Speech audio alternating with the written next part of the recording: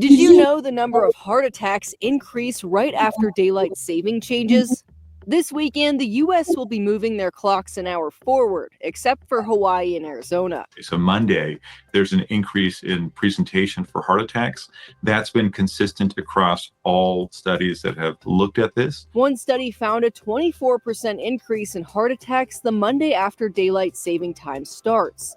One of the main factors of this is sleep. People end up losing an hour of sleep. They often didn't anticipate it or plan for it. Heart rhythm disorders and strokes also tend to increase. As you plan to spring forward, there are some preventative steps you can take. The big thing is having a consistent sleep schedule. Experts also recommend eating well and avoiding caffeine and alcohol late in the day. The other thing is to make sure that you're getting plenty of exercise to the extent that you're able to. Ladies and gentlemen, this is the Danny Litt Show, and I'm your host, Danny Litt, with episode 3 and daylight savings time 1 hour ago. As always, let's start the show by taking 3 deep breaths together through the nose all the way. And let it out with some sound. Again.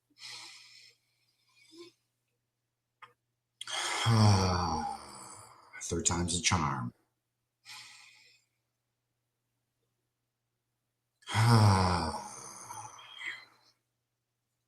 I feel better. Welcome everyone. How are you doing out there in this beautiful world? I am wishing you the most powerful success, happiness, love, financial abundance, the wealth. I wish all of it for you. And today is a new day as always to manifest what it is you want.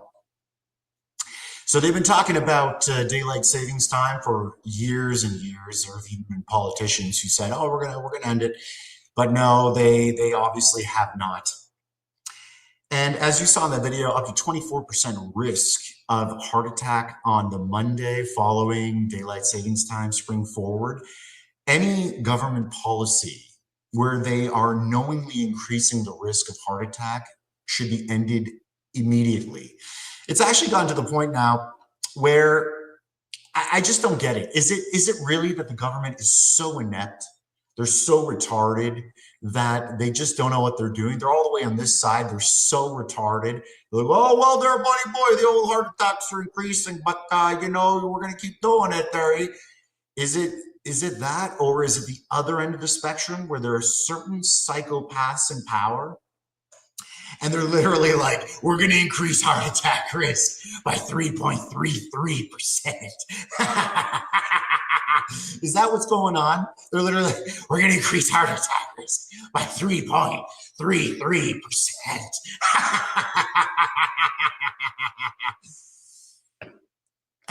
Oh my God.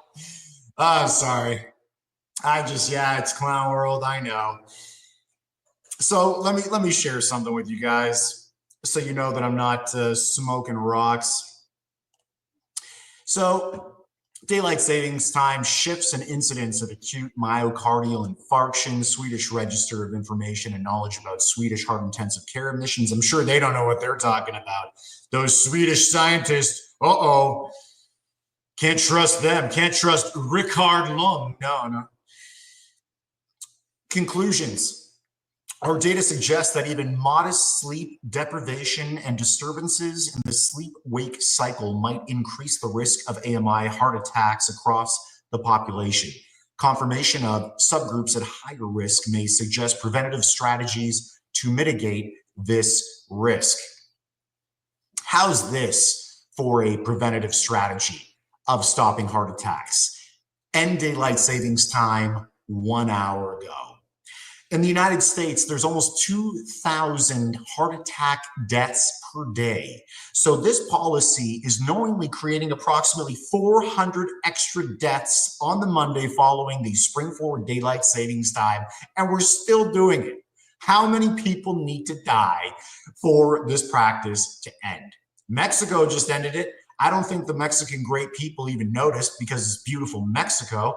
And what happened? Life goes on. What's more difficult? Setting our time now and just allowing it to finally be set, or going back and forth twice a year and screwing with everybody's time clock. Not only is heart attack risk through the roof on the Monday through Wednesday following the daylight savings time, cortisol levels have been shown to absolutely spike, meaning people are very stressed out, tired, and wired. Their mental acuity goes down. People aren't able to make proper decisions. And it's one of the highest prevalence risk weeks of car accidents. So we're increasing heart attack risk, death, car accidents, and cortisol levels are shooting through the roof. Fantastic. Fantastic. Good stuff. I was actually in the city of Toronto and I saw a bus and it had an advertisement on the side. And I said, did you know that springing forward increases the risk of heart attack and car accidents? Stay safe out there. I just like the irony of this, you can't make it up. We have a government policy where they're advertising that they know that their policy is increasing the risk of heart attacks, and yet they spend millions of dollars to advertise this to the people. I think that investigative report into where and how that money was spent and who got that money would be a fantastic report on its own. But it just goes to show you, they know and they're still doing it. This needs to end, and it needs to end immediately. I also wish we had on our income tax statement line by line items. Oh, what's this? Line 55 of $30 million spent to tell the people that our policy is going to kill them. Subtract $30 million right there. It's enough. It's just one more thing in the arsenal that needs to be fixed, and it needs to be fixed soon. This is God's beautiful creation. This plane is like a perfect timepiece. The sun rotates in a perfect day, the moon rotates in a perfect month, and the stars rotate in a perfect year, which has not changed for thousands of years. They've already screwed with our calendar. We have this crazy 12-month calendar when it should be 13 months, coinciding with the lunar cycle, which coincides with a woman's menstrual cycle, so that we can be in touch and so that a woman can actually feel the real flow of her body. So not only are they separating us from the truth about a real calendar that keeps us connected to God's beautiful creation, they're also screwing with our hours. And I know exactly what it's like to wake up on the Mondays. I woke up at 5 o'clock in the morning for years on Monday, which then really was 4 o'clock with the daylight savings time. I got to work, I was tired, I was angry, and it really pissed me off. And that's why I'm doing this podcast today. What you can do today to take care of yourself.